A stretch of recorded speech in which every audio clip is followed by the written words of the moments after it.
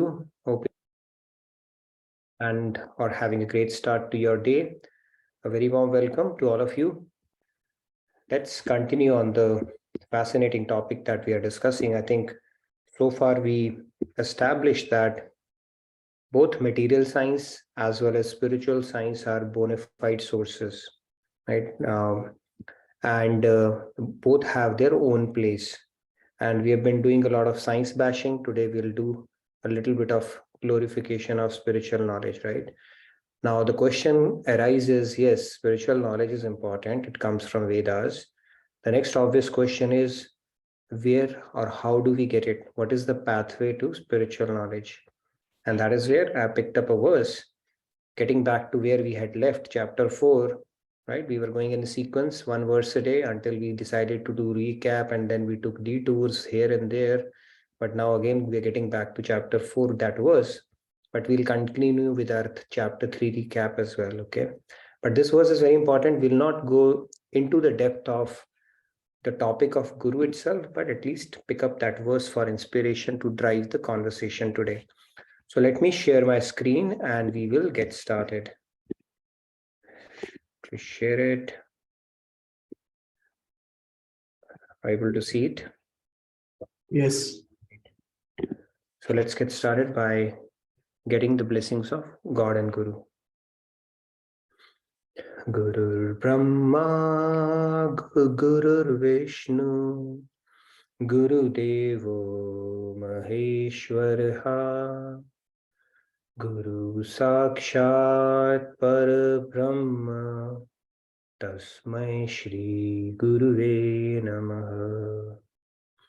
Vasudeva Sutam Devam Kamsa Chanuramardanam Devaki Paramanandam Krishnam Vande Jagat Gurum.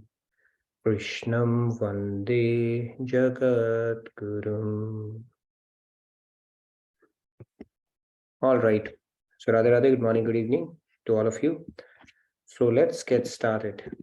So I picked up a verse 4.34. It is one of the very important verses of Bhagavad Gita, where Arjuna asked that, how do I get this knowledge? And Lord Krishna responds in this particular verse, is what we are going to recite today. So I'm going to recite it and then you're welcome to follow along.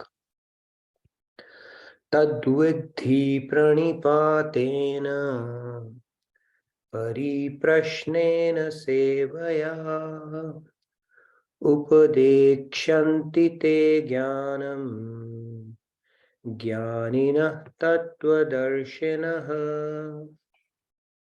Okay. Radhe Radhe Sandhya ji, please go ahead. All right, Sandhya, go ahead. Radhe Radhe. Samji might have wanted to go first, but anyways. Okay. Tadvidhi pranipatena pariprashnena sevaya upadekshyanti te jnanam jnanena tattvadarshinaha. Wonderful, very nice, Sandhya. Radhe Radhe Sam ji, please go ahead. Radhe Radhe Sam.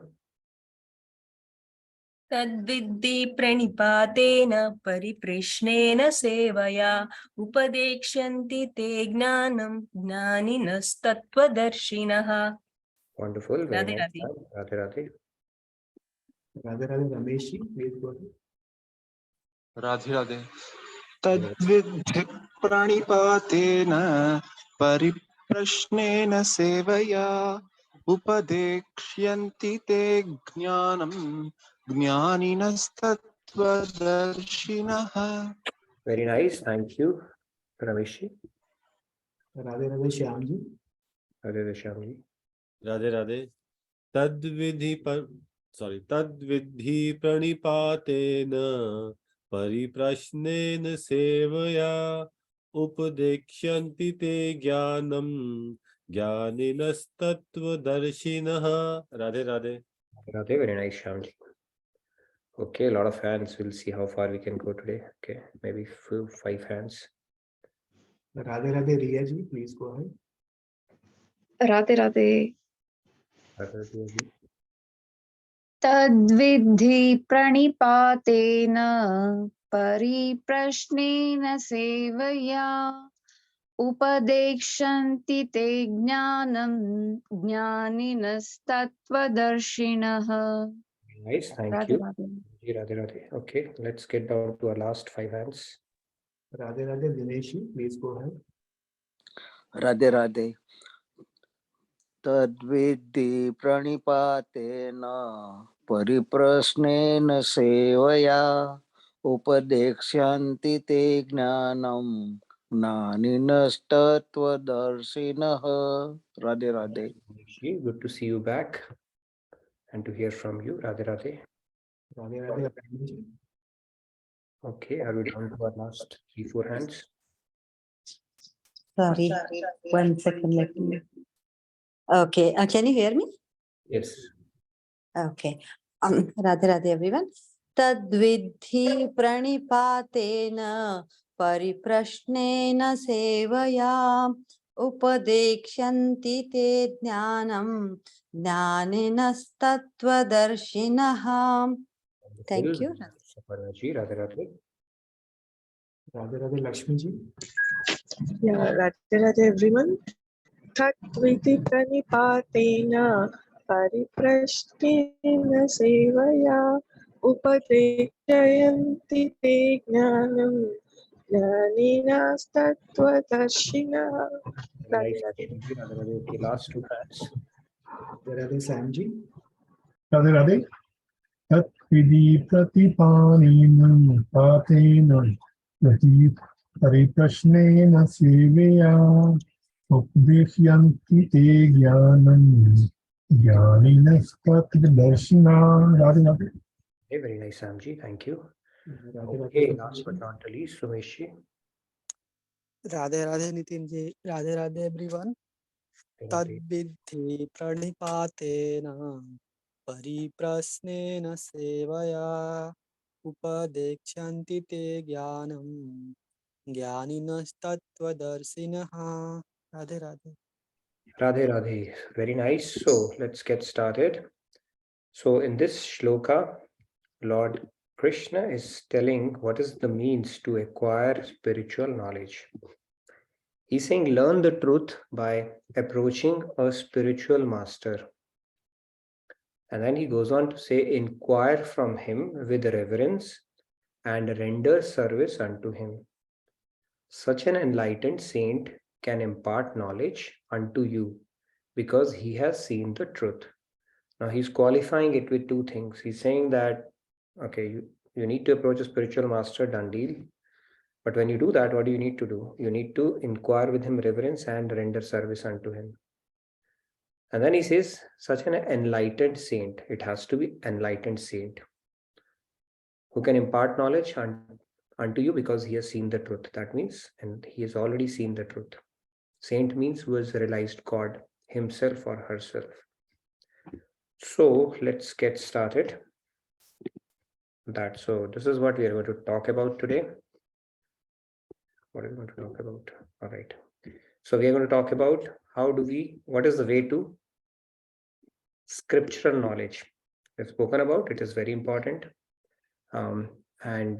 Material knowledge has its own place and scriptural knowledge has its own place. And today we will talk about how do we attain this knowledge. Okay, quick recap. So let's get started with today's session.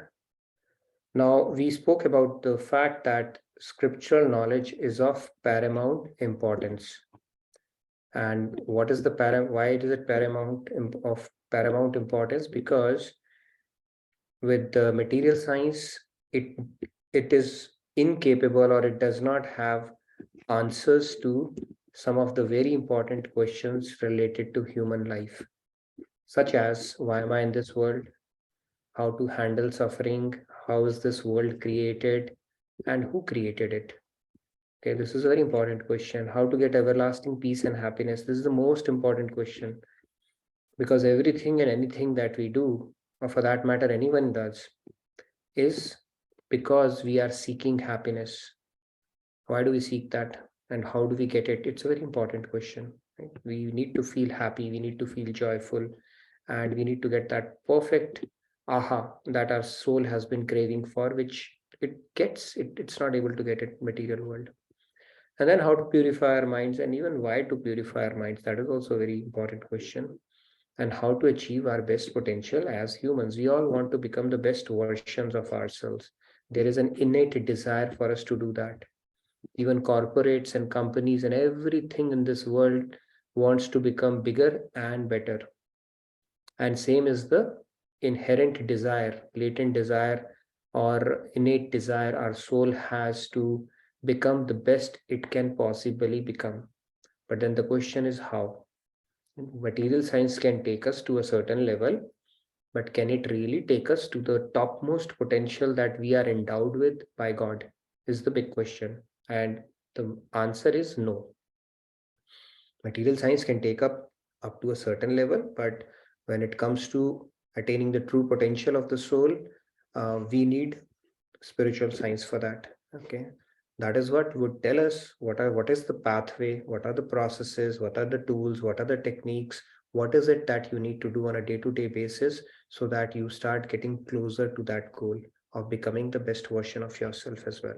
So we saw that these are some of the important questions, not inclusive of all, but certainly a good sample of questions that we can look at and say we don't get these answers, which are very, very important for us. I wish somebody could give us an answer or tell us how to attain, get answers to these things. So let's move on. So we have established that spiritual knowledge is important. Okay. Now we spoke about the proof is in the pudding, right? Like in science, you look at something, you start with the hypothesis, then you do from hypothesis, you go to observation, and then you do the conclusion. So the proof, until you get the proof or the verification, there's no point, right? It's just a theory at that point. In fact, Swamiji's book, Power of Thoughts, he talks about a 4-step process. See, all these concepts converge eventually. What is the proof in the pudding? You need to verify. What do you need to verify? Once you have had the aha moment, eureka moment, when you've gotten illuminated with a certain set of knowledge.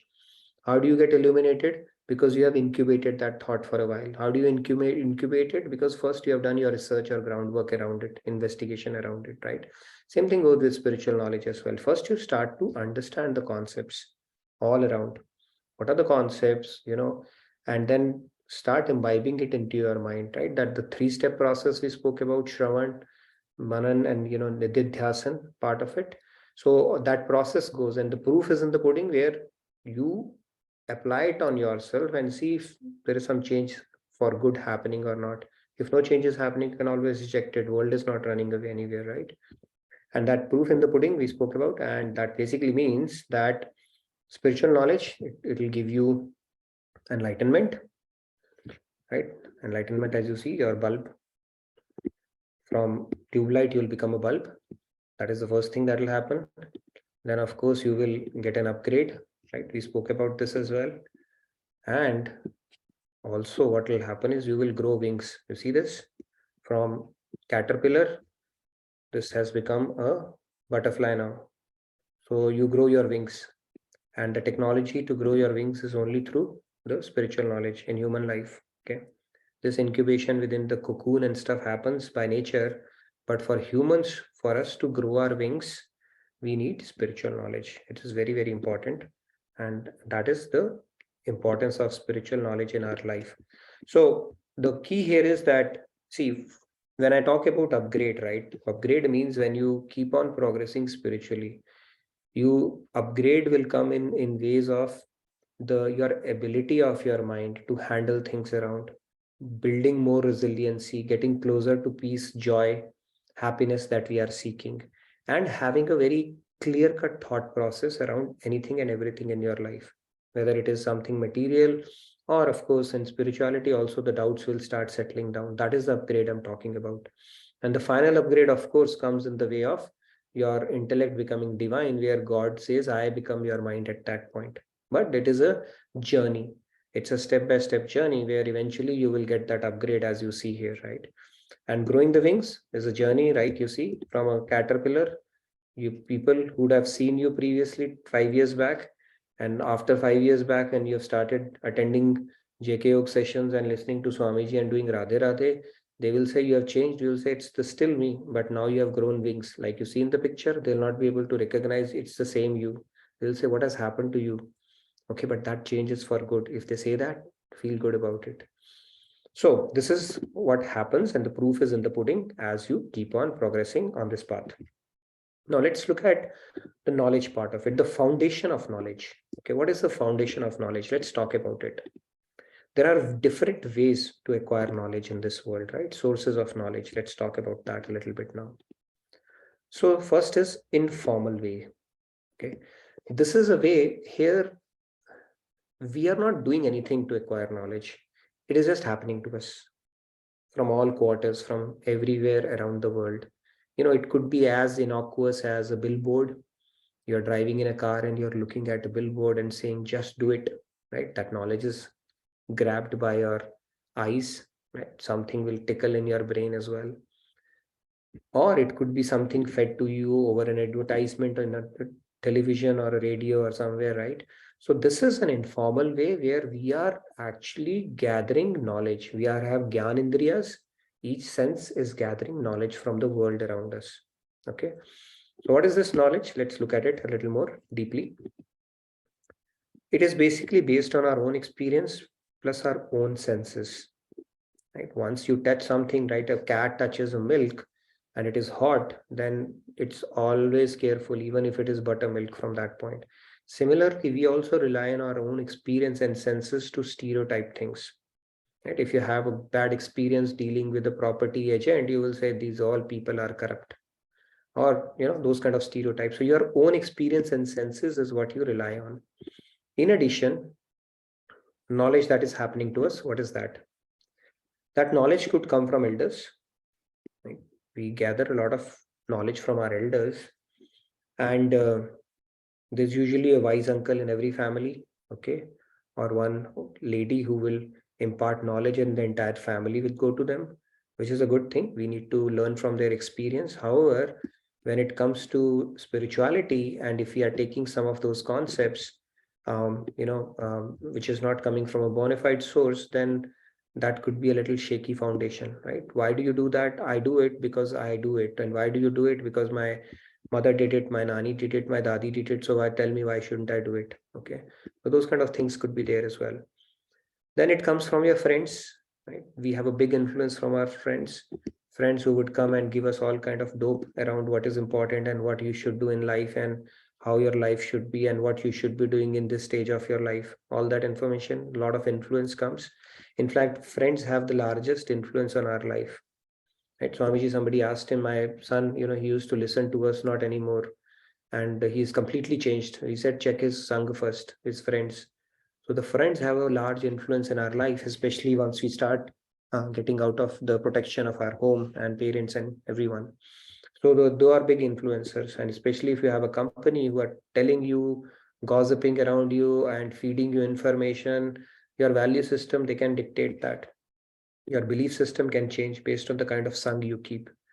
And it is said that you become some average of 5 people you generally hang around with. So choose those 5 people very carefully.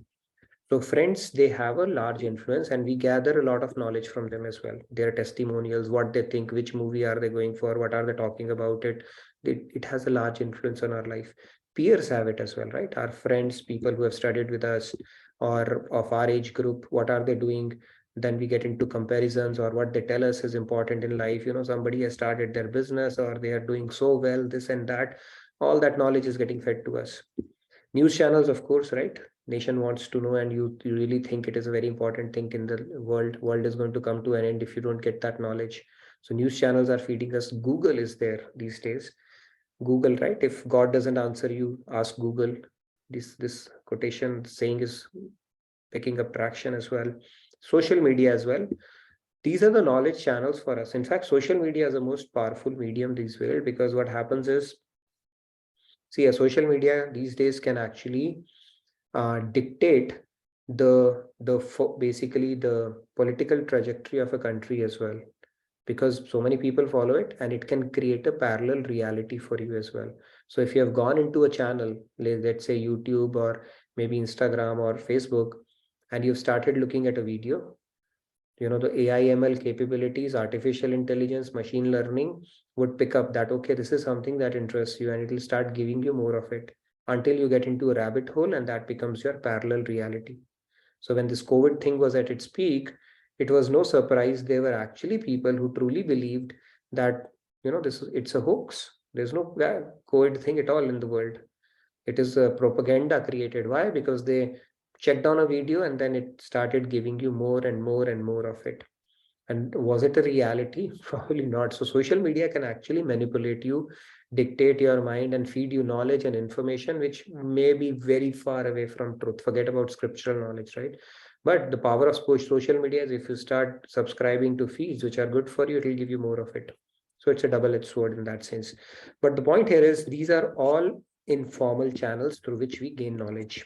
Okay. And then these are the channels, right? You look at it, pretty much all the channels, knowledge is just happening to us. And then you have I'm my own guru. IKEA syndrome, I know it all, where I don't need anybody. Okay, don't tell me. And we all carry a certificate as we are the smartest people and we are the only people who have cracked this world and we know it all. That is another problem, big problem, where we rely on our own experience, our own senses, and our own intellect to say that we have cracked this puzzle of the world and we know what we are doing and what is best for us and what is good and what is bad and pretty much everything in this world. Okay, so that is there as well. So if we continue to do that, basically, then what happens? So you will end up doing. Okay, so this is called a dance of Maya. Okay, this is why we have been dancing in the world of Maya. And this will continue because we are relying on informal channels, knowledge that is happening to us, picking up agendas in life, isms in life, and relying on our own experience and senses. Okay, it may give us a material Oscar, but we know, right? It doesn't take us very far. So this is dance of Maya. Maya will make you dance, dance and dance, and you keep on rotating and dancing and nothing will happen because this knowledge is not a pakka knowledge. Okay, it's just a knowledge which is, there's no basis for it. There's no foundation for it. It may come in partial truths and stuff like that. At best, it may make you a good person. That is also a long shot because even to become good, we need to subscribe to spiritual principles. And good is not good enough. Bhagavad Gita has already told us, right? So the point is, it is still limiting. Then what is our choice? What is our option? Then we go down the formal route. This is all informal that is happening. And what is the formal route? Formal route is you do self-study. Some people are voracious readers. They would read anything and everything they can lay their hands on, right? Absorbing knowledge, which is a great spot to be in. So it could be scriptural study. It could be self-help books.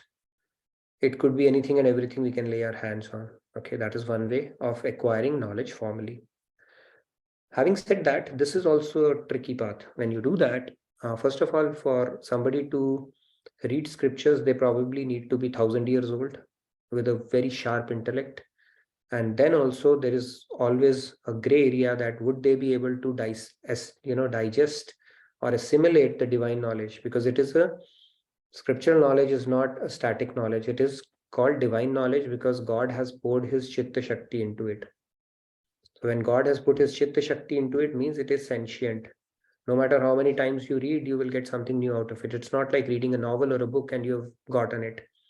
So self-study is better than, acquiring it informally, but still not good enough, especially when it comes to acquiring scriptural knowledge. And self-help books will talk about it. What are the deficiencies that they have that you have to deal with, especially if you're going with some authors that you adore a lot. And then if we keep on reading, that also becomes a flaw, basically, which is called Shastra Vasana in our scriptures, where you simply keep on absorbing knowledge from every place, and it beyond a point, it becomes a Shastra Vasana, it becomes an OCD. It's a disorder, actually, where you keep on absorbing. It's important that we have taken this much of knowledge and tried to implement a part of it, as opposed to just keep on gathering the knowledge. That is called Shastra Vasana, and it is not good. And beyond a point, it becomes Kusang also, because now you are just hankering for knowledge without really paying attention to implementing whatever little you have understood. Then what option do we have after that? So what option we have after this one is under the guidance of Guru. Okay, this is where our quest should end, under the guidance of Guru. Now, Guru, there are so many Gurus, right? Guru is a term adopted now in Oxford Dictionary. You have a management Guru, and then you have Yoga Guru, and then you have Kriya Yoga Guru. So many Gurus are there. What Guru are we talking about, right? And some people use Guru loosely as saying Guru Hoja Shuru as well, right? So which Guru are we talking about here? It's a pretty weighted term, right? Gu plus Ru, basically one who dispels ignorance. And Gurutva Karshan is also formed from that root, right? Whereas gravitational, see, the opinion of Guru and is ways higher than the opinion of the world put together. Okay, that is the stature of a Guru in our scriptures. So what our scriptures tell us is that Guru, when we're talking about Guru, he should have these two qualifications, Shrotriya and Brahmanist. Okay, that is what our scriptures say. So we just need to find a Guru, okay, or God will find it for us, or we got to be patient, or we need to continue to crave for it. Okay, all possibilities are there. We'll talk about this topic in more detail when we get to the topic of Guru in this verse itself.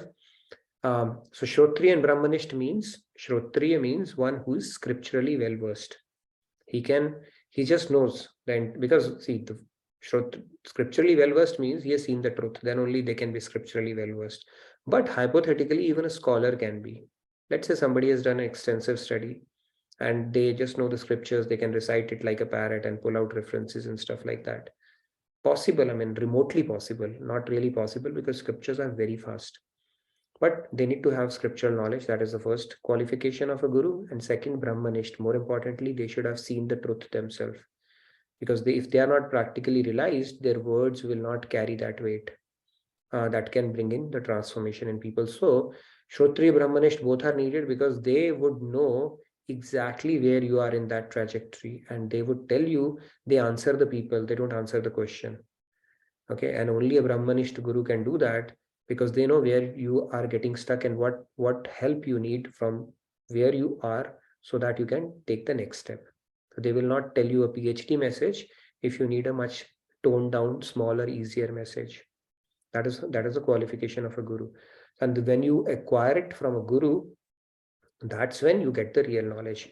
In fact, yes, there's a question, Sandhya, you wanted to ask. I'll tell you what is the mindset we need to have once we find a Guru, because the beauty of our scriptures is that, it's reiterated the same concept in different scriptures as well. So we'll look at Bhagavatam, what it has to say about this concept. And then what are the three key things we need to keep in mind when we approach a Guru? Yes. Sandhya, you wanted to ask something? So, yeah, just clarifying. So the knowledge that comes through Guru's disciples is also categorized in the same. If it is coming as Guru's knowledge, yes. But if the disciple has started adding their own commentary and interpretation to it, then no. Right? It has to. Right, but from our perspective, we will, like someone who does not know, will kind of believe that it is coming from.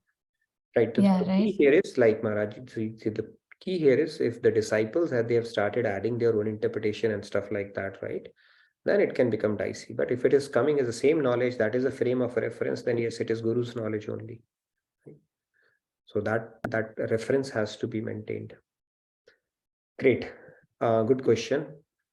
So that should not get diluted, because Tattva Gyan, when you start adding your own interpretation to it, can become very dicey. Okay. Because we have my material intellect, and when these concepts are pretty profound, so you state it verbatim. Okay, the framework needs to remain the same. Your jokes can vary, but framework has to be same. Okay, that's the key. All right.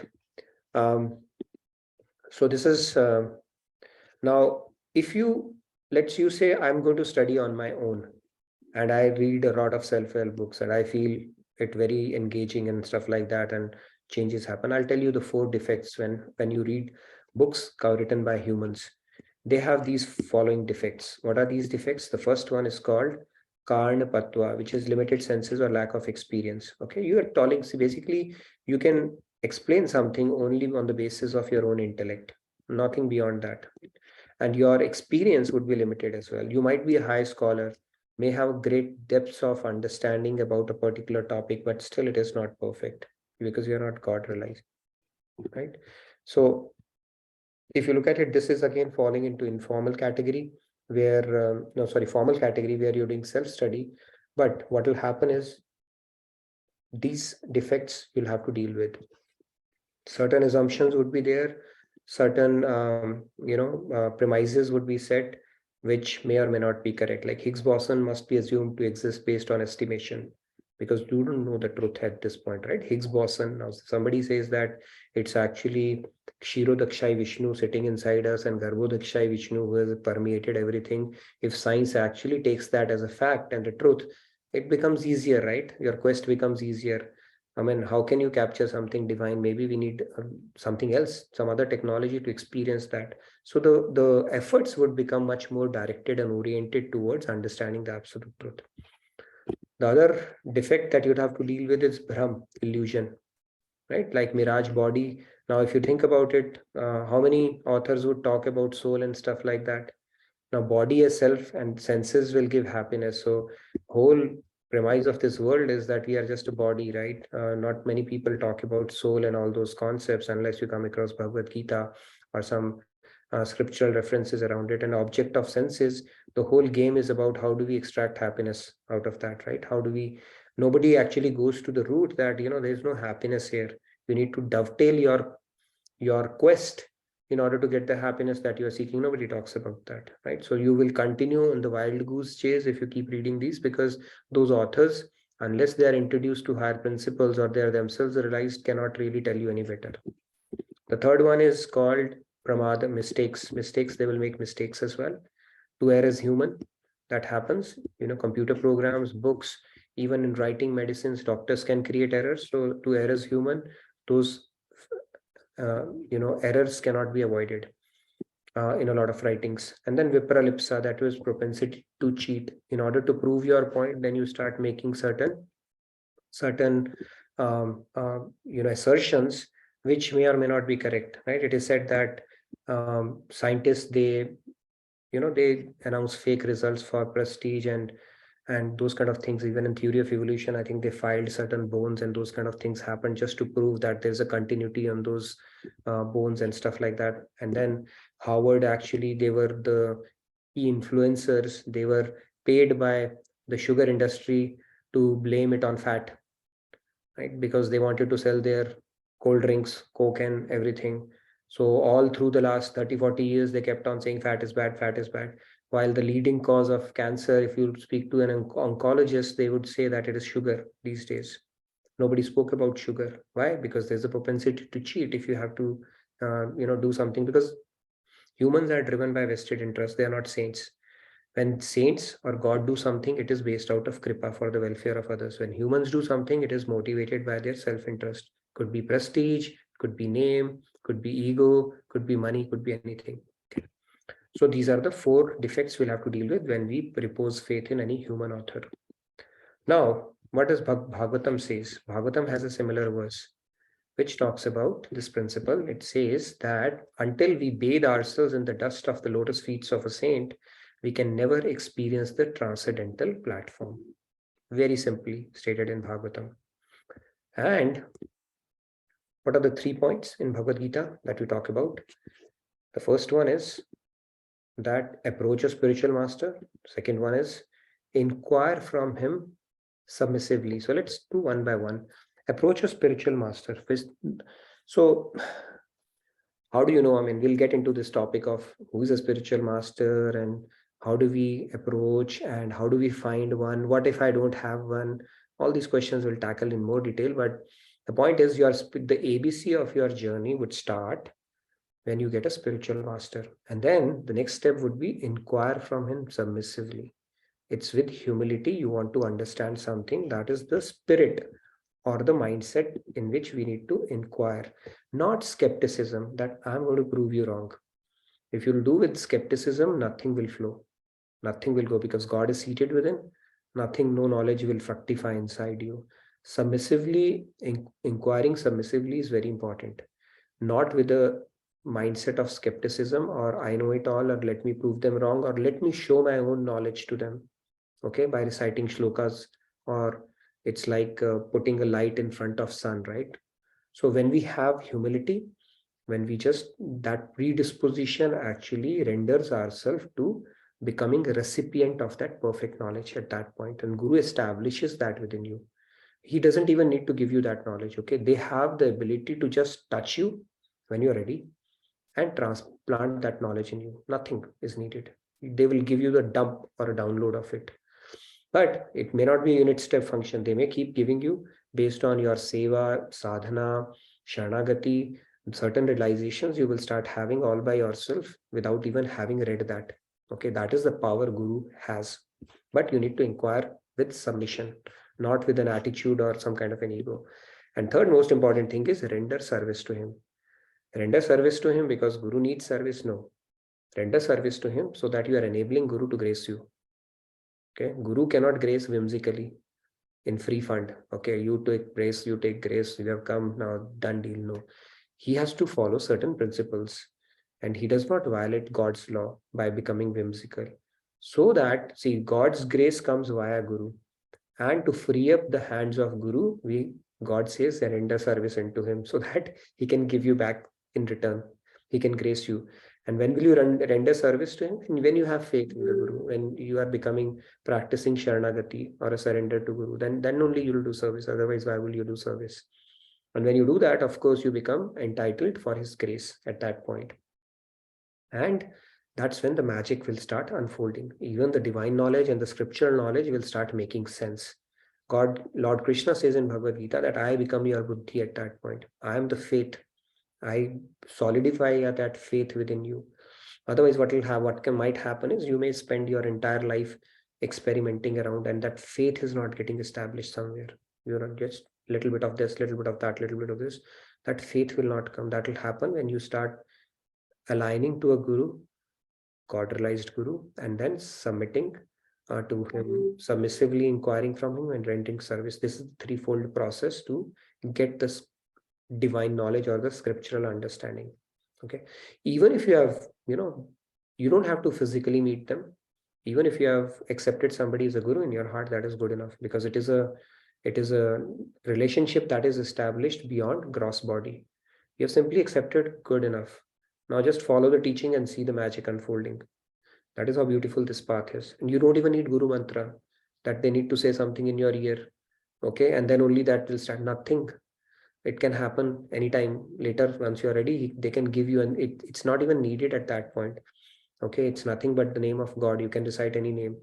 But this process will start when you've come across a saint or a spiritual personality whom you have a good reason to believe they are God realized, and they have an ability to take you across this ocean of material world.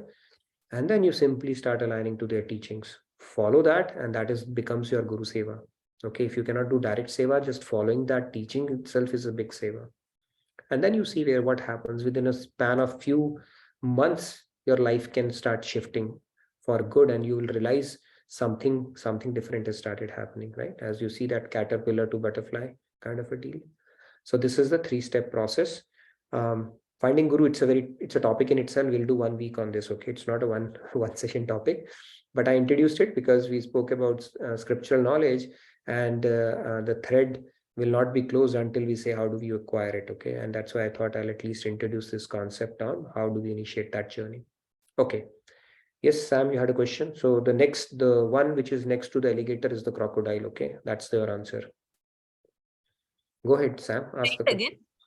No, kidding. Go ahead. You had a question.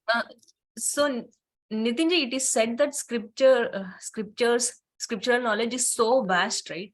It is very vast, and it is practically impossible for anyone who is not God realized to know the entire knowledge. So in the triple filter test also, how can we know that it is conforming to scriptures?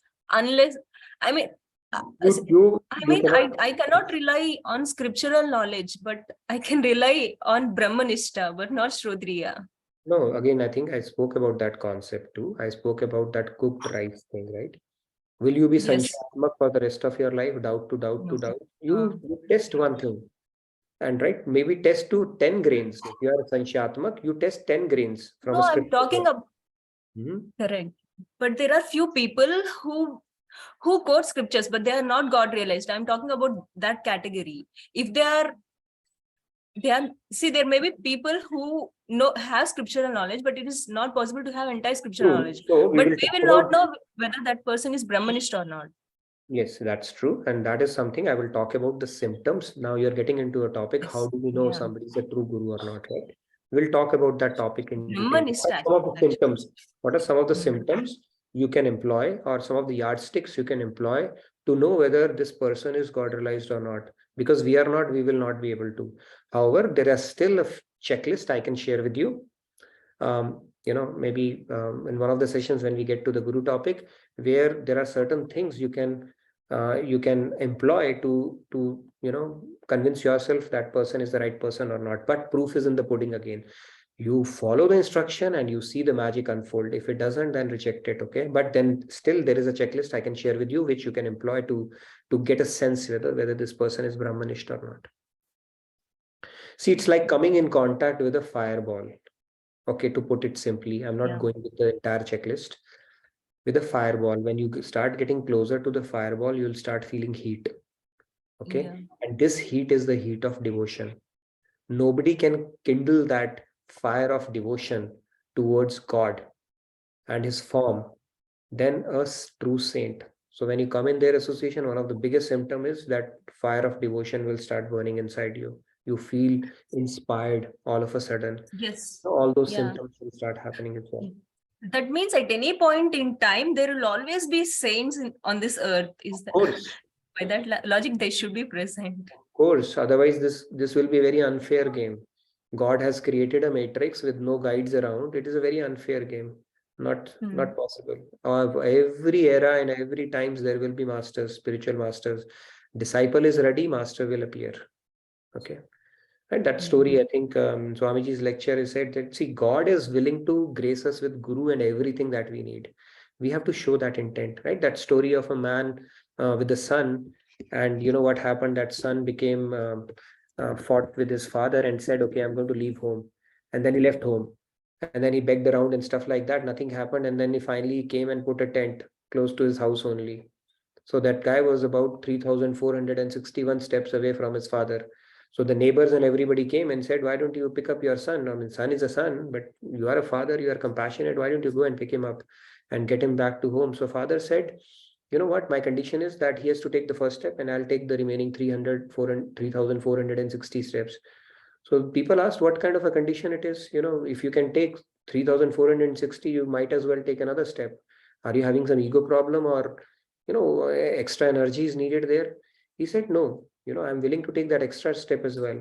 But what is the guarantee that person wants to come to me?" There's no guarantee, right? So we have to show that first step.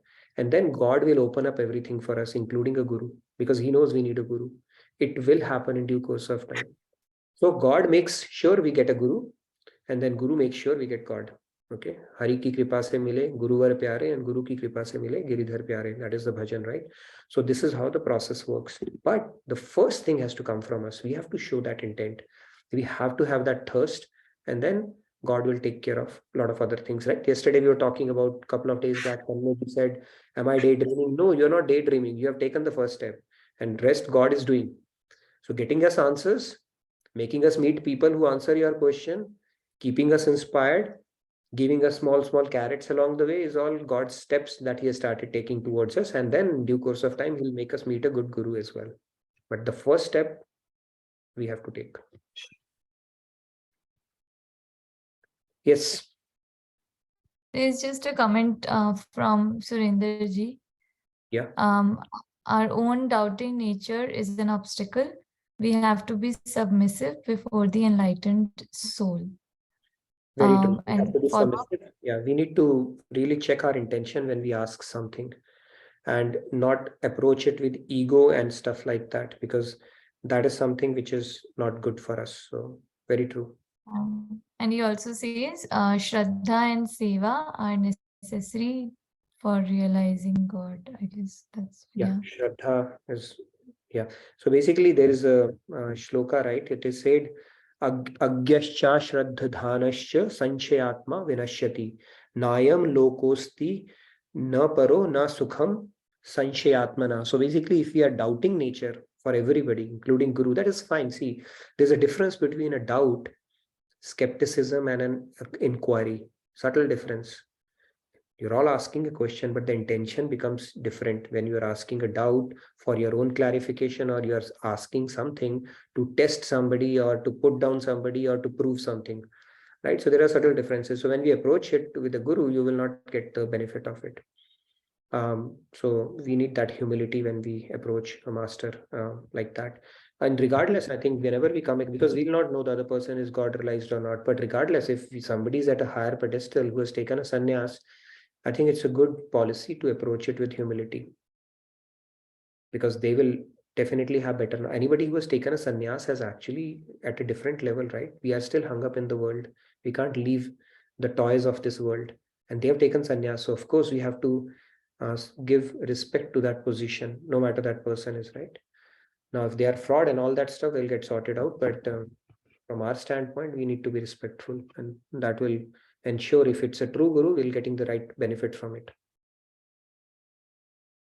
Yes. Yeah, there is a comment from Smitaji. Shotri is the first requirement to become Brahmanist. Shotri includes Shravan, Manan, Nididhyasan, and with this sadhana, he becomes Brahmanist. Yeah, possibly. The Brahmanistas also are different categories. Some are Nitya Siddh, some are Sadhan Siddh. And if they have become Sadhan Siddh, I don't know, maybe theory, Shrotriya, they became Shrotriya first, and then with Guru's Kripa, they became Brahmanist. Possible. Or they just surrendered to their Guru and Guru made them Shroti and Brahmanist in one shot. That is also a possibility, right? Guru, you don't have to do scriptural study for thousands of years to get that knowledge. It will be given to you just like that. You one day you wake up and you have all the knowledge. Guru has the ability to do that. So we just have to increase our surrender faith around it, and rest will happen all by itself. Yes, quite a few hands. Radhe Radhe Shyamji. Yeah. Radhe Radhe, Nitin bhai, Rahul bhai. On a lighter note, I've got 3 points, Nitin bhai. First, Nato got the Oscar, not attached to outcome. So shall we not achieve aim for Oscars? Second thing, like the caterpillar grew wings, so we could come to know that it has outgrown. So how will people know us? Well, either I have to grow wings or grow horns. Okay, and third thing, you recite the slokas so easily, so fluently. So can I change mine, add mine kaushal to my name so that I can also recite so fluently? Radhe Radhe. If changing name would have helped, you know what name I would have kept by now. So I would have become something Ananda by now, right? I know, right. So I am basically in the category. I'm basically in the category of a parrot. Okay, parrot can recite stuff, especially when that stuff comes in that frequently. But realization is a different level, right? Swamiji, and if we look at it, but we are work in progress. We'll also get there one day, all together. So that's why we are here for. So we will keep making progress, Shyambhai, all together. That's a better note. We are all very fortunate in that sense, right? Not many people get this opportunity. We have gotten this opportunity, and we are making the most of it. Yeah. True. Yeah. Radhe Radhe. Thank you so much. Radhe Radhe. Radhe Radhe Shri Ramya ji. Yes, Shri Ramya. Radhe Radhe. So my question is, we have saints like Kabir Das, Mirabai and all. They are not Kshatriya, but they are Brahmanist. So, and we follow their saying. So are there any exceptions to this? No. When you say they are Brahmanist, they are not Shrotriya, not necessarily. They always reveal knowledge appropriate for that time, place, situation, circumstance. So Kabir Das, Guru Nanak Dev, and all of these people were Shrotriya and Brahmanist, but they did not need to reveal scriptures the way it is needed now, right? Or testimonial, maybe the era is different. So just because they did not reveal that message does not mean they were not Shrotriya. They would have all the way. If you listen to Kabir Das ji, I mean, It's like profound knowledge. Only a realized person can say that. So they would know scriptures as well. When somebody becomes God realized, they have access to that perfect knowledge always in their mind. That is a byproduct or the side effect of becoming God realized. You will have knowledge whether you like it or not. Okay, and the knowledge will come and beg and pray in front of you that pick me up. Okay, my reference, take my reference. That is how the knowledge works. Maharaj Ji used to say it's like somebody's bombarding him with the thing, right? And it happens with Swamiji also. I see when he's talking, he's like Sakshat Saraswati is it's in front of him and he's just reading it out. I mean, how can somebody recite slokas from so many places, right? So I think that happens. Knowledge is like Saraswati Devi and all the scriptures, their personal forms, they come and say, take our service, reveal us. And that is, they pick and choose during their discourses. That is the level they reach. So Kabir Das Ji, Guru Nanak Dev, they said it in very simple language so that people could understand. But internally, they were both Shrotri and Brahmanist. They were realized saints. Okay, so it doesn't mean that they have to give a reference that 3.43 something from this book, No, so and so. it's dependent on the era. Now we are in Kali Yuga, right? People don't trust so easily. For everything, they need proof, right? So it really depends on the era, what you need. And accordingly, saints also tailor their message as well. Okay. If need is not there, they won't do that. People would throng to Kabir Das Ji, even though there were so many scholars of Kashi at that time. They won't go to them because they said, well, what, you have not even studied and people come to you. So Kabir Das Ji said, Tum kaho, kagiz ki lekhi, main kahun, nij aankhon dekhi. Because you speak out of theoretical things and I speak out of my experience, and that makes all the difference. So Shrotriya means having the knowledge. It doesn't necessarily mean that they would have read the scriptures. Without reading also, they could have the knowledge. Yeah, very true. You don't need, so you think it is humanly possible to somebody to read the scriptures and get that knowledge? Of course not. It can happen in only two ways, either through the grace of Guru or somebody is eternally Siddh. Okay. Third, there is no way to somebody to actually master scriptures on their own. Not possible. Because first of all, they are divine. And secondly, they are so vast that without the grace of Guru, you cannot even understand that. You will get confused. One thing is saying this, the other is saying this is, and then you will be like all over the place. Right? So becoming your own guru is never a smart strategy on this path. Okay, thank you. Radhe Radhe. Radhe Radhe Shri Ram. Yes, a couple of hands and then we can move on to our next segment. Radhe Radhe Sumeji. Radhe Radhe Sumeshi. जी मेरा एक प्रश्न है कि मैं पहले क्या करता था ना कि पैरोट रखा था, मुझे पसंद था, ठीक। फिर मुझे ऐसा लगा कि मेरे अपने लिए मैंने इसको रखा हूँ, इसको पिंजरे में कष्ट होता होगा, इसको अपनी खुशी चाहिए होगी आकाश में उड़ने का, फिर मैंने उसे उड़ा दिया। फिर अभी हाल में मुझे पता चला कि अरे भगवान सब कुछ हम लोगों के लिए बनाए हैं, गाय बनाए हैं ताकि हम उससे दूध पिए, और भी घोड़े बनाए हैं ताकि हम उससे अपना सामान ढोवाएं अथवा रथ पर यात्रा करें उससे। फिर हमें ऐसा लग रहा है कि वो पैरोट हमारे लिए बनाए हैं ताकि उसको रखें अपने घर में, तो क्या हम रख सकते हैं? पता नहीं, आई मीन बहुत ही वो है, आपका प्रश्न बहुत पेचीदा है। Because I don't know, one way of looking at it is कि पैरेट की आप सेवा कर रहे हैं क्योंकि हो सकता है when you were parrot he served you. Other way of looking at it is he deserves freedom like everybody does, so are we engaging him and doing a disservice to him? So life regression करना पड़ेगा parrot का वो जानने के लिए। May be Swami ji से आप ये प्रश्न पूछ सकते हैं उनके। और यह है कि जड़ भरत जी जो थे तो उनकी आसक्ति हो गई थी हिरण में। हाँ, तो that is another part. When you get attached to, see, the thing with pets is two things we fall for very easily in life. One is the kids, and the second is the pets. Kids, you can grow out of it because when they start becoming, older, they will retort back. So you'll say, okay, what kind of a kid? Okay, so they may give you reasons down the line, may or may not. But pets, they will never give you a reason. They are completely dependent on you.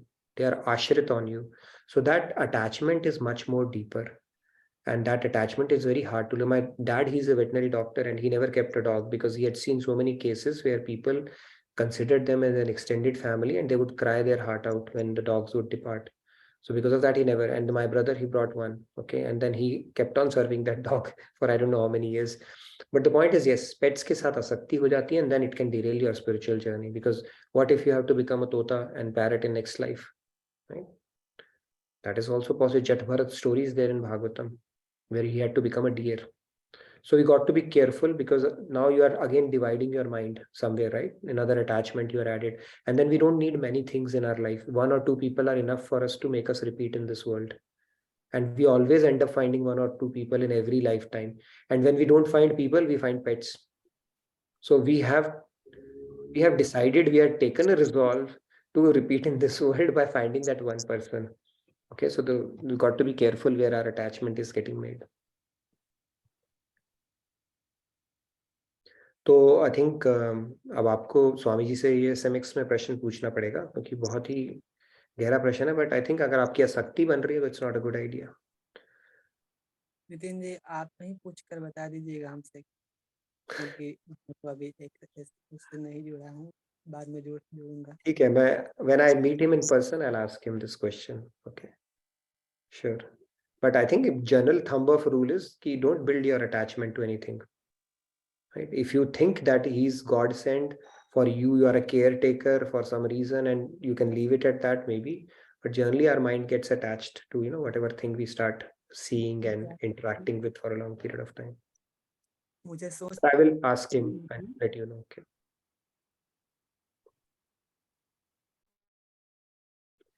Nitinji, there is a question in the chat that if a person has full faith on Guru, but not able to follow the teachings fully, even though he or she is putting his or her own efforts, so does that faith is enough for that person, or should he be doing something else?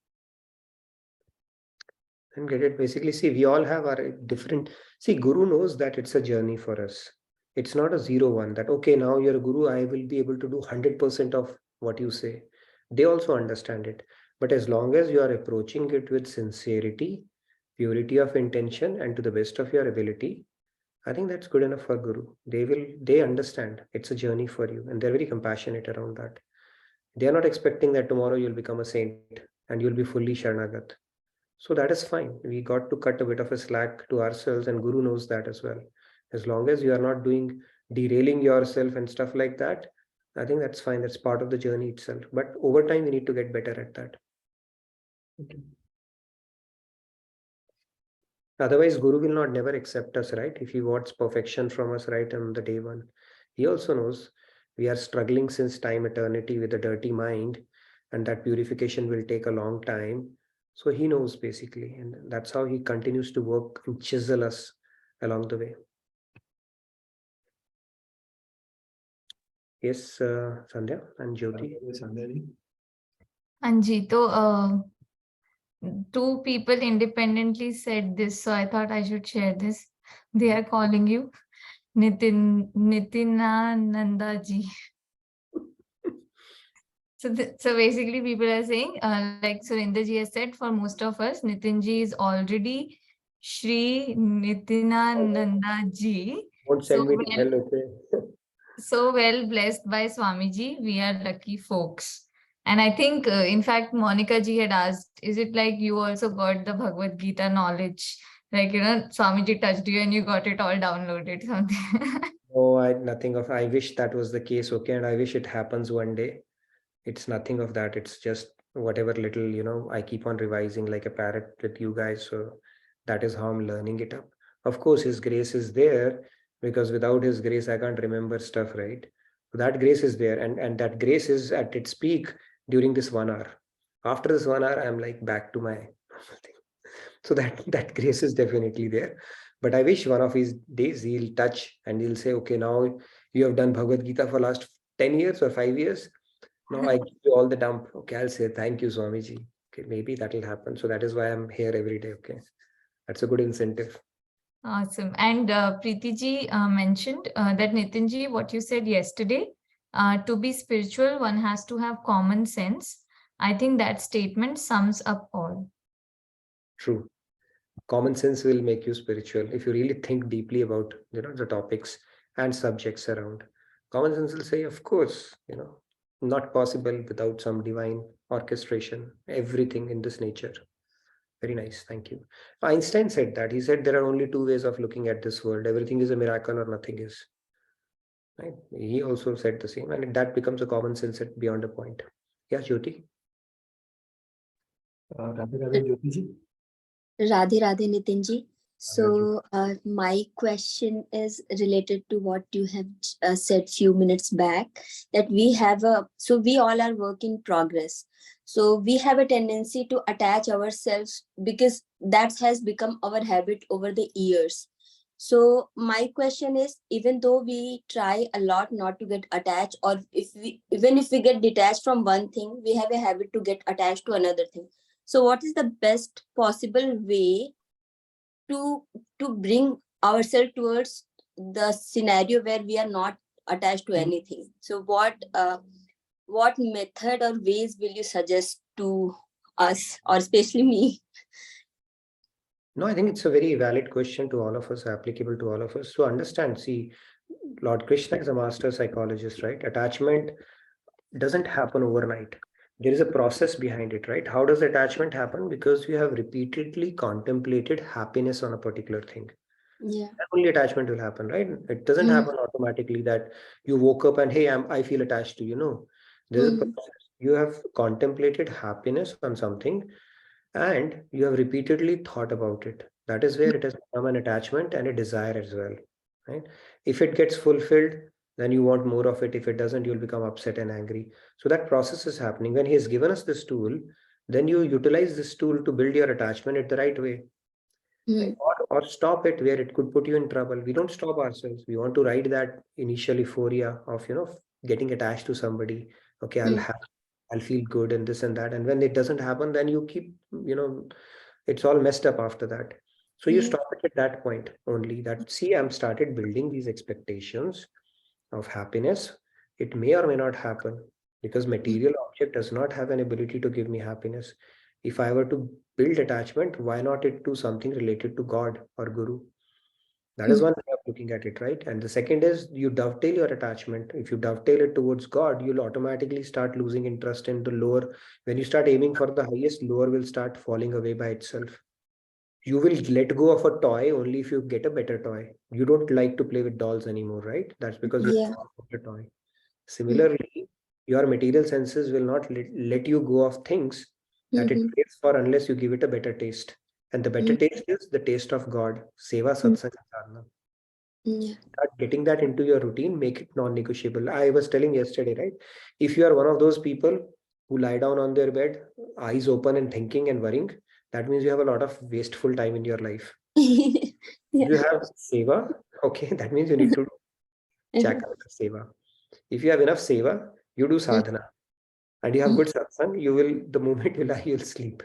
But if your eyes are, you're struggling to sleep and worrying and thinking, that means you're not doing enough seva. Add seva to your routine and make yourself busy and expensive and see how it happens. You'll not have time for falling for low tastes in that case. Nitinji, so this is the way you have said. So my routine, I'm being specific over here because this has been my question for past few weeks. So I really don't have time in between. So I have my work and I have my seva. That's all is my routine. But still, I want to remember God. But sometimes I feel that, as you have said, that we tend to find people around, or some pet around, or something around. So is this a sign of some kind of weakness? Or if at all it is, my only concern is I completely want to get rid of it, but somehow I keep on getting into that vicious cycle. And as you have said, I have tried that dovetailing towards God. It did help me, but it didn't stay for very long. So I just want to get out of this vicious cycle and want to. Yeah, satsang, then you need to look at the quality of your interaction that you're having with people around you, right? If you have 5 people who are talking the same thing and inspiring each other, you will not fall into this trap. But now the real test of knowledge is if you can pull it out of your hat when you really need it. Right? Where we all need to get better. We all struggle at varying levels with the same thing. But then now that we have this knowledge, we have to put it to use. Okay, I'm not going to this trap. If I have to fill a void in my life, I would rather fill it with one of these things, seva, satsang or sadhana, rather than again trying to find an object in this world. Could be a person, could be an object, could be a pet. Right? Mhm. You have that knowledge. Why would you keep on repeatedly falling for that? And you have to fight with your mind. Fighting with your mind is called sadhana. Okay. Okay. Sadhana is basically when you have a reason and you actually tell your mind, you know what, I'm not going to fall for you. That is what sadhana. Okay, Nitinji. Thank you so much. Radhe Radhe. We can talk more offline, Jyoti, but best wishes. Let's keep inspiring each other. We all need each other's help on this journey for sure. Yes, Dayashini. Radhe Radhe Dayashini ji. Radhe Radhe. Yes. So basically, I just wanted to, which I have already made a flow chart and I have shared it over there, and I have made it so I can, if you do not mind, I can just read it out from here because, okay, so we basically seek happiness in the material realm, and since birth we are seeking, as we know, and when we repeatedly contemplate on that object, person, or situation or actions, for example, cycling, swimming, that's my hobby, that gives me happiness, my child gives me happiness, this, that, or whatever, and then attachment happens, and that leads to desires or expectations, that I expect that I will do swimming right now, I expect that I want to drink a coffee right now. So expectations or desires generates, and that if it is fulfilled, then it leads to greed, and that I want more of it. And when that greed is not fulfilled, like when it doesn't meet our expectations or it becomes unfulfilled, then anger is generated. So, and we blurt out on others. And Swamiji says that we should channelize this in the spiritual realm, and the same thing will happen, but those will become assets of our life. So seek happiness in God, repeated contemplation on God, attachment to God, desire God, it will lead to bhakti, and also that anger will turn towards like good thing, that why I am not able to do this, why I am not able to purify myself, and greed will also be there. But spiritual greed is to, like, I want to serve God and love God, and envy also becomes an asset, that that person have within this span of time I am here, why that person have grown so much, so Yes. I can also do something. So this is what I have put in a flow chart in my Oh, this diary. is very nice. I think you captured the essence of it very nicely based on how Swamiji has so wonderfully explained it to us. Perfect. We can dovetail it, each emotion, and you have captured it really well. Keep revising it. I think it's a wonderful, refresher for all of us. Yes, like Maharaj used to say, right, that खूब तरसाया है तेरी ख्वाहिशों ने ही तुझे, अब तू ही कुछ ख्वाहिशों को तरसता ही छोड़ दे.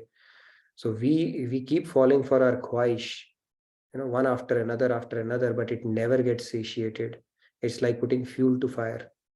And अब तू ही कुछ ख्वाहिशों को तरसता ही छोड़ दे. Just leave it aside. Tell your mind enough of this, and I'm going to desire something higher and better. Very nice, Dayashini. Thank you so much for that. Monica ji, you raised your hand and you have to raise it again. Manoranjan ji, please go ahead in the meantime. Radhe Radhe Manoranjan ji. Yeah, Radhe Radhe. Actually, this topic is very interesting. So I would like to share one doha from Sant Kabir. Yes. Sant Kabir has enormously discussed about Guru and the Guru Tattva. He has around 1700 slokas to copulate, dedicated only for Guru Tattva.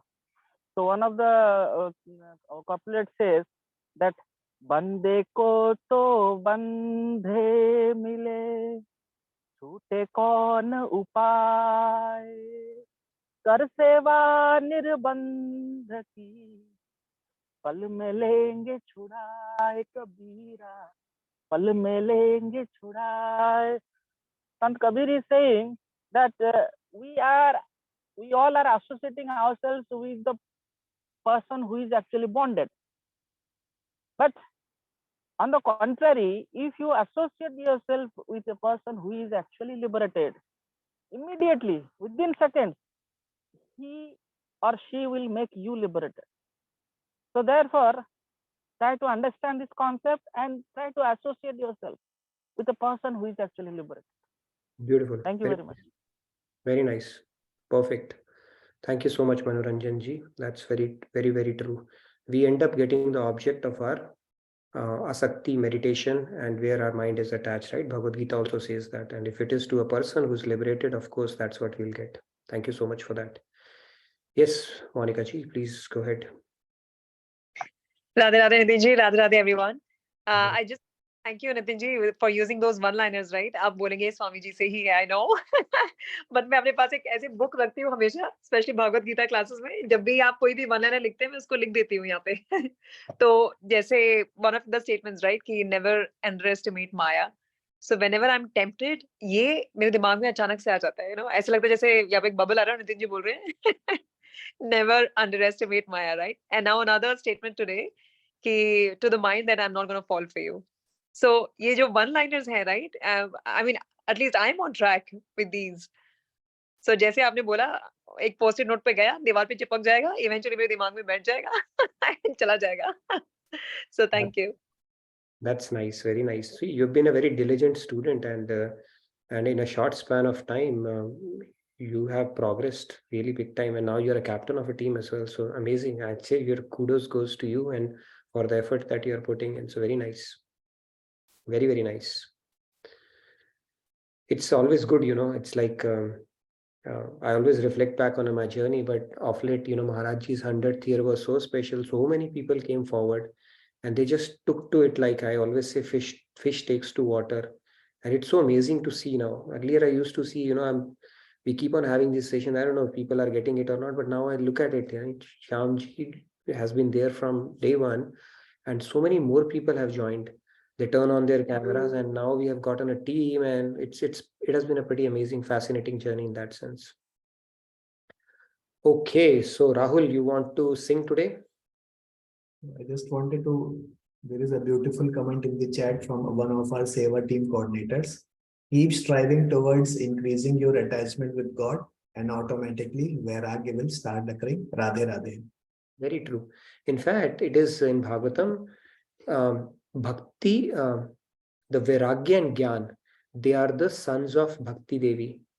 Okay, check it out in Bhagavatam. Okay, so when you go for Bhakti, the Gyan, the knowledge, and the detachment from the world will happen automatically. It's like popping in a pill and it will do its job. So you do Bhakti, Gyan, Vairagya will automatically follow. They are the sons of Bhakti. That is how beautiful, powerful Bhakti is. Okay, last two hands, I think then we will wrap up the session. Tomorrow we will have a quiz from our quiz master. Plus we will talk about another topic between material science or something we'll pick up, something interesting. But let's take last two hands and then we'll wrap up our session. Unless somebody wants to do the devotional segment, maybe one or two. Radhe Radhe. Can I sing? I'm asking. Oh, it's for the devotional. Who's it? Susmita ji? Yes. Sure. Would you mind turning on your camera? Or... Okay, I will turn. Usha ji, you wanted to sing as well?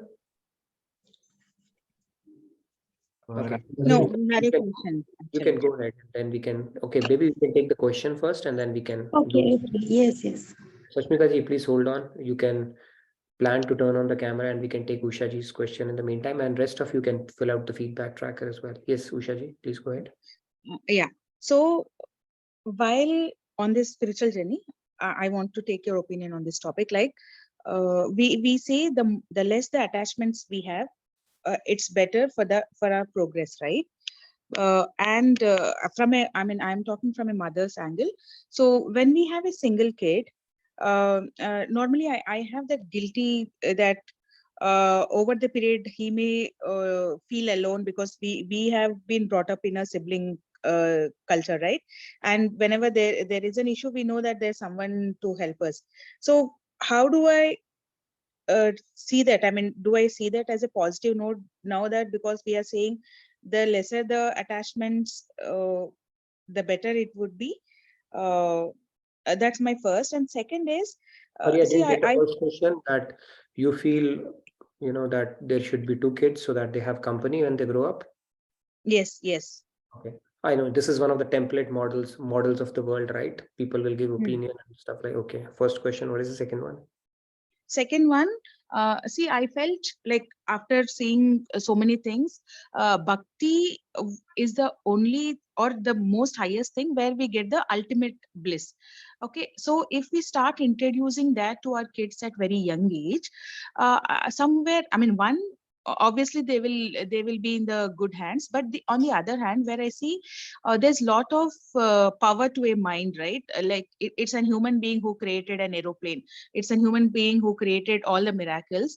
But if we turn that mind towards bhakti from very young age, do you think they will get detached on doing such materialistic advancements which are good for the country as a whole also?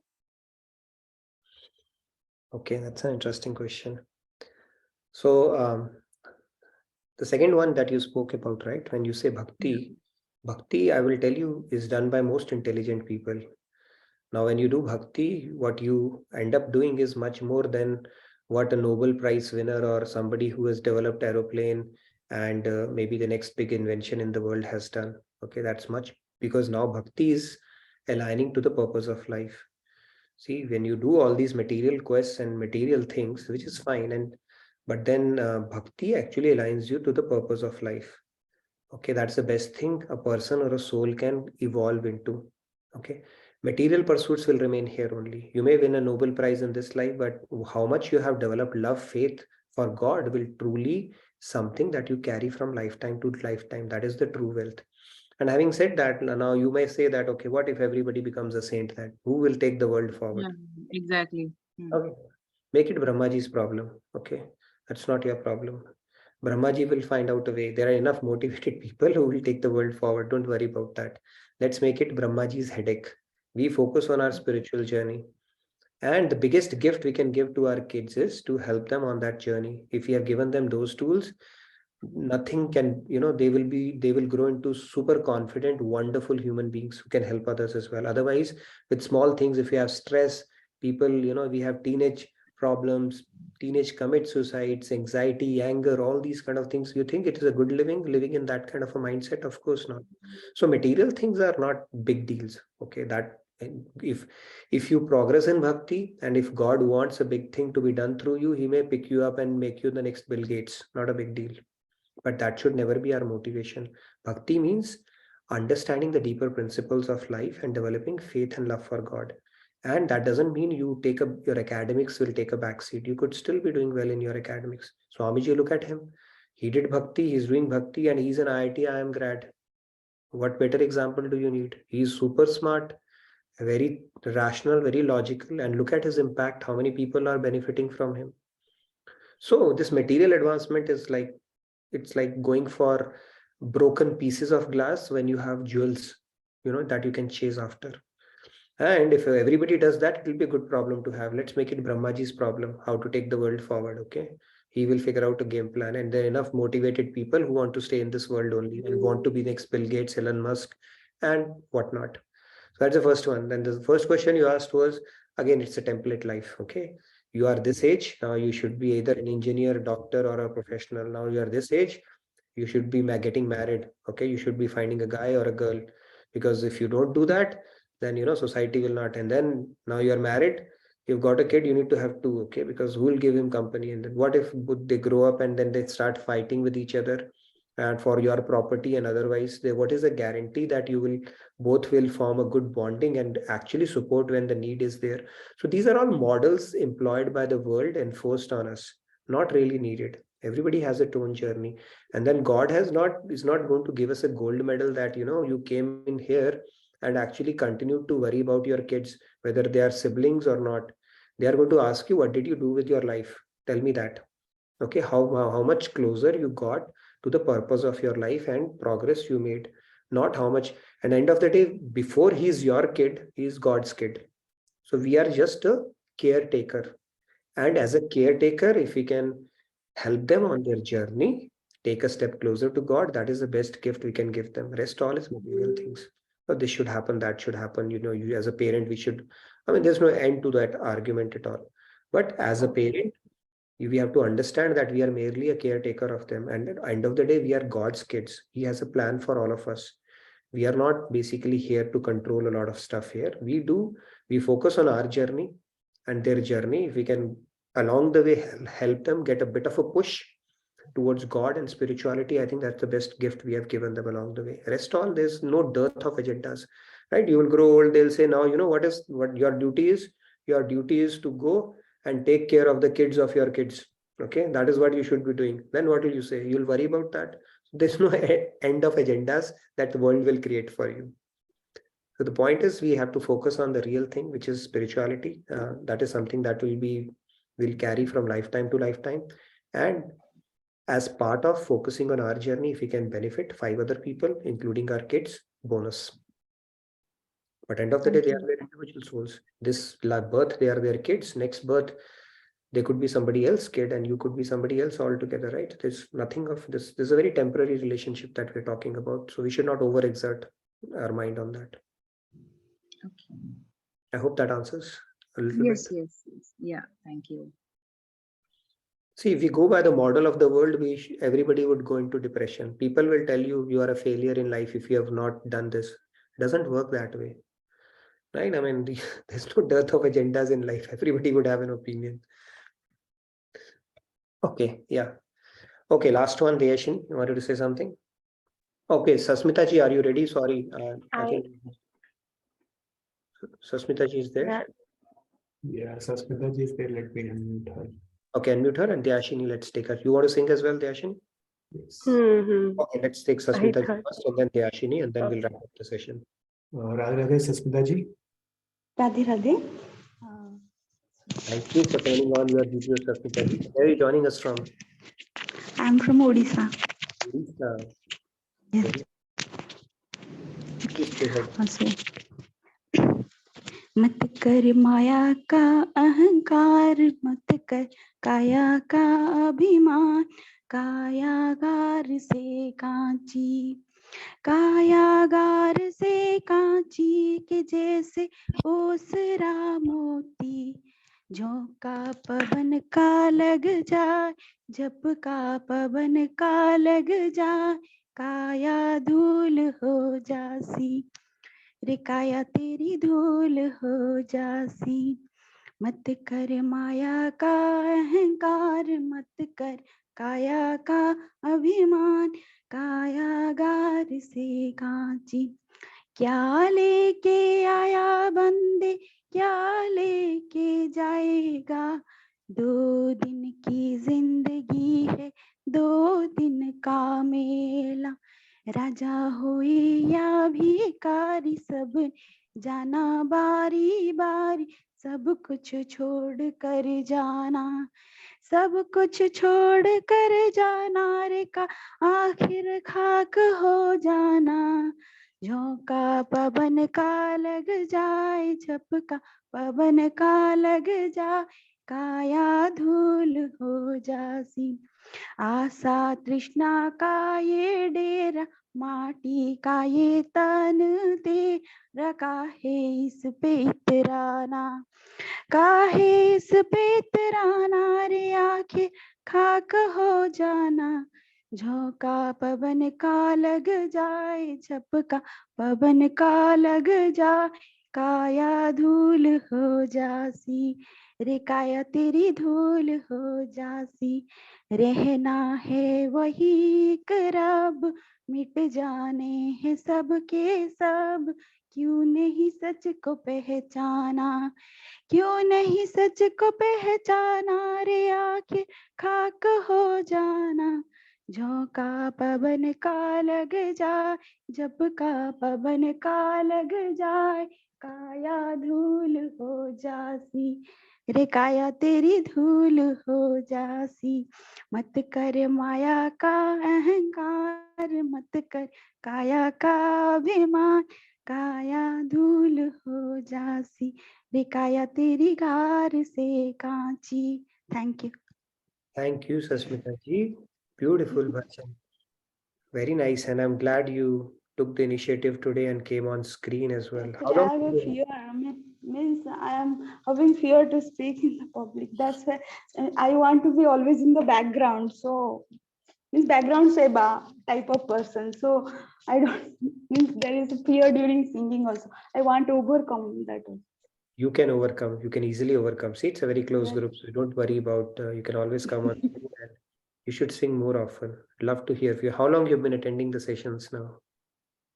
Actually, I am attending since some months, but if I will share my journey, so I am a seeker from childhood. Means due to so many family problems, I studied Gita by my own self, and at that age, I understand that I am a soul.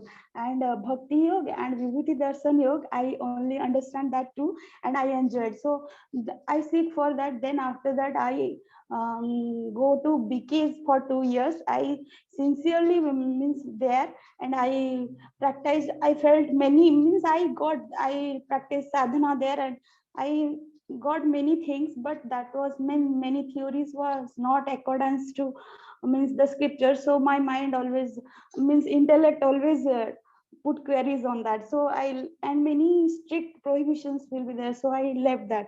Then after that, I go to many spiritual organizations, but one day even recently I started that I will join ISKCON. Means I am attending, but one day I saw a video of Kripal Maharaj ji, and then means my search ended there. Means I was asking God to give me a path, give me a path. I am since so long I am desiring, give me something I can follow, give me something, and that's it. When I saw Kripal Maharaj ji, I felt that I will put his feet under my head, and that's the moment I got. And after that, that pleasure I can't means I can't describe in words. Very nice, Sasmita ji. See, you've already overcome all the fear that you had. If you are part of one of the teams, you would have earned them so many points as well today. Very nice.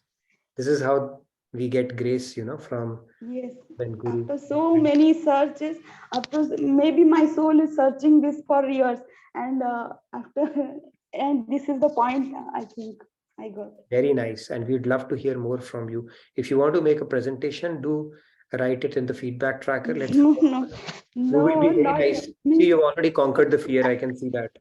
One time you turn on your camera, everybody will conquer their fear. Okay. So I would strongly encourage you to do it at least once. But after no, I want to listen and do in practice, and after becoming means some days means when I will be remain here and I will see learn means the Madhurya Ras I felt something is there. I am in means in that levels. कुछ तो है जो पहले से बचपन से ही मुझे जब मैं भगवान को देखती थी तो मुझे ऐसे भी बहुत कुछ फील होता था, और अभी तो इतना अच्छा लगता है, तो मुझे और भी मतलब उसको एंजॉय करना है, उसके बाद I can do any presentation. Very nice. Thank you. और आप बहुत अच्छी जगह पे हैं, and we will all relish the bliss together. Thank you so much. No, I will relish all. Pleasure meeting you. And please keep reciting and coming, on screen as well. So loved hearing that. I see two of myself. The other one is looking a little younger, so I don't know which one to go with. Yeah, Deyashini, please go ahead. Thank you so much, Smita ji. Radhe Radhe. Yes, Deyashini, let's do that. Please. Radhe Radhe once again. Thank you so much. And it was a very beautiful song. I mean, bhajan. Sorry. Well, yes. please. Okay, I can start. Okay. Thank you. Okay, and even Gopal is hearing, so. Sure. जय जय राधा रमना राधा रमना गोपी जन जीवना राधा रमना जय जय राधा रमना राधा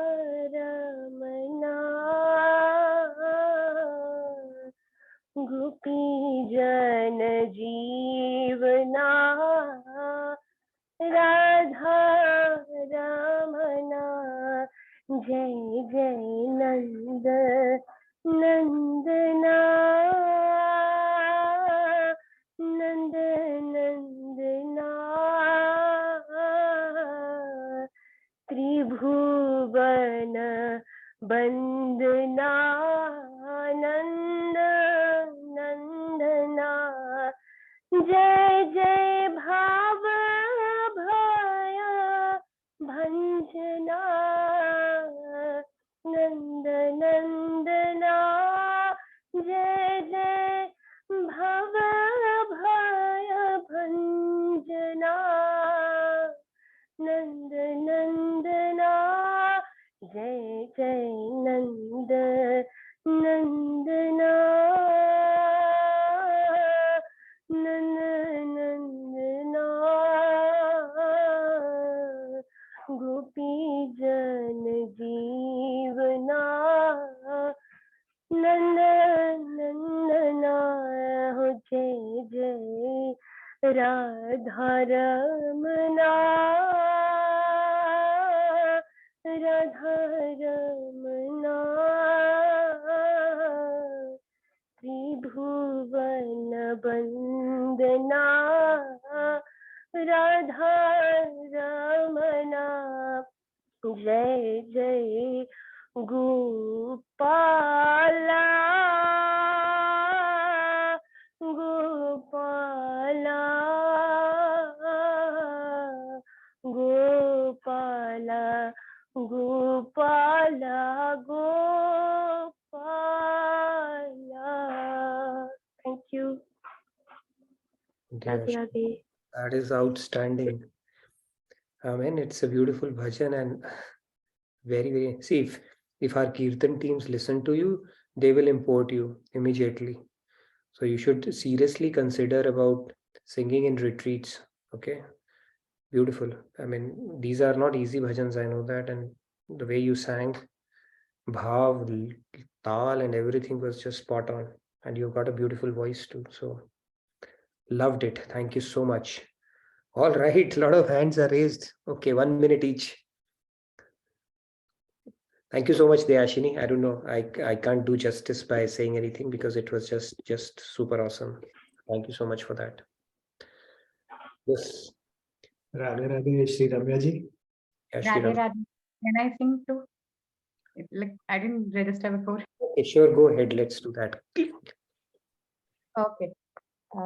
इंसान के रहीम राम के आगे, ईश्वर के हर नाम के आगे, भक्तों के काफिर के आगे, शून्य प्रथम सिर के आगे, खड़ा रे कबीर पहने अपनी गरीबी, बिना ठोके छानता है अपनी फकीरी, दुनिया कभी नहीं बोले सच्ची बोली रे, इन्हें का क्या कोई उससे खाली उसकी टोली रे, बड़ी ताकत है गरीबी में, बड़ी ताकत है फकीरी में. Thank you. Thank you, Shri Ramya. You are so cute. Hindi is not your language, but you still picked up that. Very nice. Loved it. So what prompted you to sing today? I heard the other song from Kabir Cafe, Mat Kar Maya Ko Abhiman, Mat Okay, got it. Maya.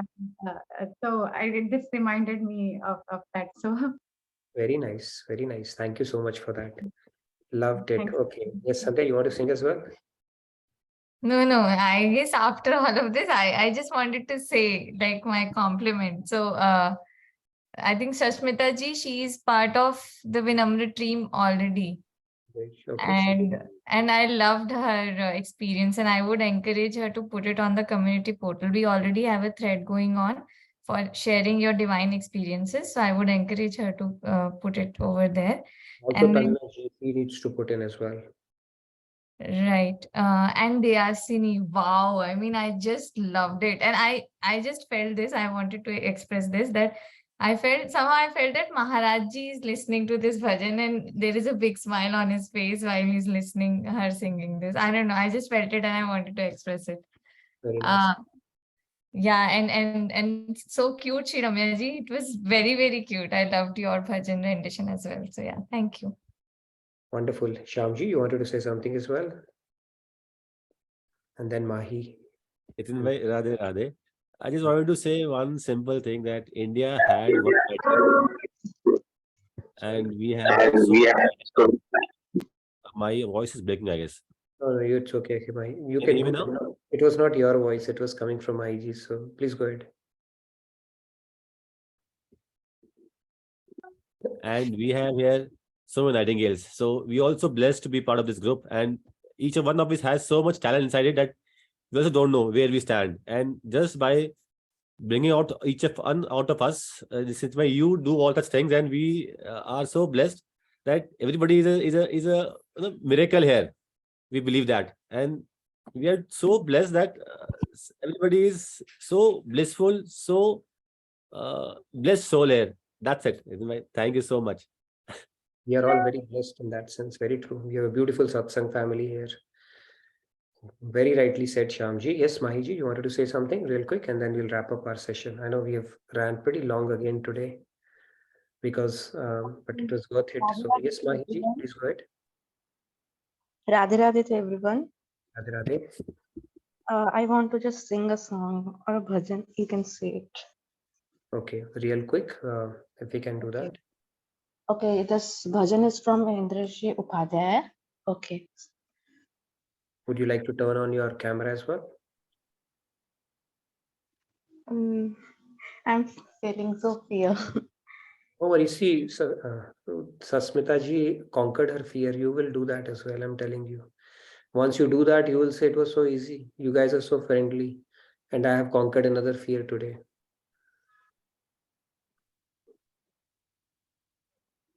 You can do that. It's okay. Radhe Radhe to everyone. Very nice, Mahi. Thank you so much for turning it on. Please go ahead. Oh, Bala,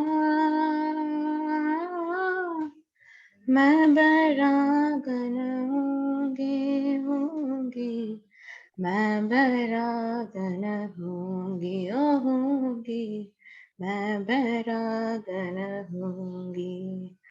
कहो तो कुसुमल साड़ी रंग बाबा, कहो तो कुसुमल साड़ी रंग बाबा, कहो चिटकावा वे ओ बाला, कहो चिटकावा वे शरे ओ रे बाला, मैं बैरागन होंगी, अरे होंगी, मैं बैरागन होंगी। Thank you. Thank you, Mahi. What do you do? Are you a student?